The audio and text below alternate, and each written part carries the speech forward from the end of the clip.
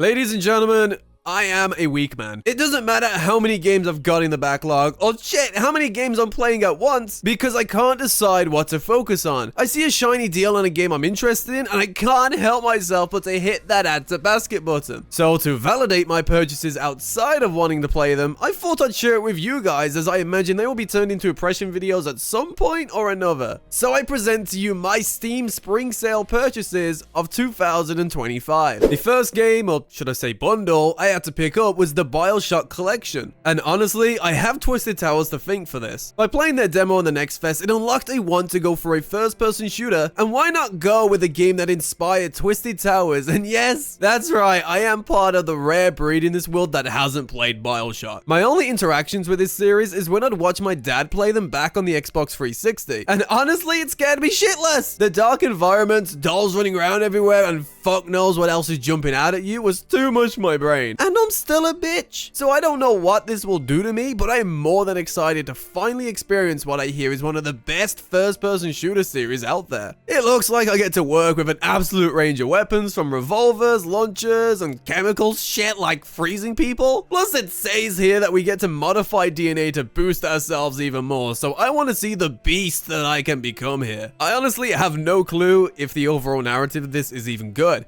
Even the description barely mentions anything about it. But with it being rated so highly, I'd like to imagine there's something there that gives me a reason or want to go through these dark environments. But I'll have to see how that goes. Going from evil dolls and jump scares, I'm gonna dial it back a bit with an indie title called A Space for the Unbound. These types of games were usually off my radar, as I thought I was someone who loved stories as long as there was heavy gameplay to go along with it. But as of last year, I wanted to branch out and learn more about what genres I actually like, and somehow I ended up finding the perfect game to suit me in, being Until Then. Now I'm yet to finish Until Then, as life was kicking my ass and completely distracted me from it. But recently I was able to go back to it, and you'd think having a 5-month break from a game would ruin any connection with it, but it's reeled me back in. But that is a video for another time. I'm on my second playthrough now. I'm not completely done with it. A Space for the Unbound immediately caught my attention with its pixel art style, as I fucking love pixel art, and indie games have been absolutely knocking it out the park with that lately, so that was gonna grab my attention no matter what. But then I read the description, which states, A Space for the Unbound is a game about two high school sweethearts facing not only the end of their school days, but also potentially the end of the world. There is some similarities there with Until Then, I won't dispute that, but I'm a softie for romance stories. And hearing that this couple is not only going through the end of the school, but also the world is mad. I want to know how the characters go through this, develop, and face these issues head on, as it's really interesting to me. And I love any opportunity to be able to sit here, get all cozy, and go through a story game. Will it break my heart?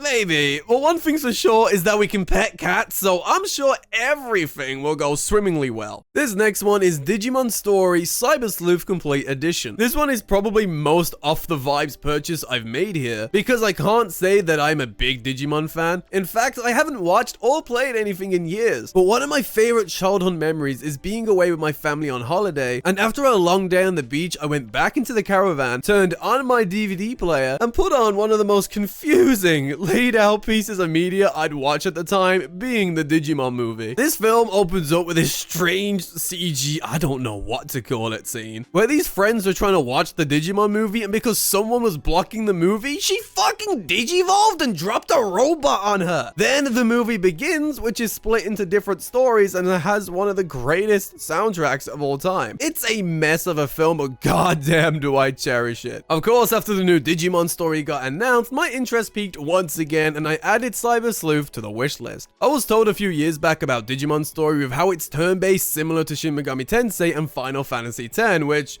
obviously caught my attention, and apparently it gets pretty dark. I played 2 hours of this the other day as I wanted to set it up on the Steam Deck, and I put it on hard mode thinking I'm a tough guy, and I straight up died 3 or 4 times in the first hour. I was not expecting a headbutt to take out all of my health, but it looks like I'm in for a challenge here. Plus we can learn like 20 skills per Digimon, which sounds fucking crazy. Story-wise, we entered the digital world with our friends for things to immediately go wrong. This leads to our character being part data, part human, human, which seems to be heading in the direction where we become a cyber detective. I believe these cases will end up going in a darker direction, but I will just have to wait and see. My final purchase, which I honestly doubt is the last one for the spring sale, is an indie game that absolutely made its mark on the JRPG genre, being Chained Echoes. I've been wanting to purchase this game for so long. Ever since I first saw it, I've been wanting to get my hands on the game, but there was always a reason stopping me. Even though it came out on Xbox Game Pass at launch, I don't know if it's on there still. But I'm so happy to finally say that Chained Echoes is in my library, especially as they have announced a DLC expected to release this year, and I will soon experience it for myself. Again, not only did the pixel art for this game draw me in, but also the soundtrack from the trailers, as turn-based games and good music absolutely go hand in hand. In fact, most of my Spotify list is music from JRPGs. From what I've heard, there is a lot of mechanics to this game that really make the combat system unique. For example, during battle, in the top left, there is an overdrive bar split into 3 different sections, and we want to balance the use of our abilities to stay in the green, as it gives our party various buffs to deal more damage while taking less. However, if we get into the red, we're gonna get fucked up. This brings an element of decision making to battle, which keeps us on our toes instead of spamming our way through easy fights. This game also has mechs you can fight in. I don't know how it works yet, but mechs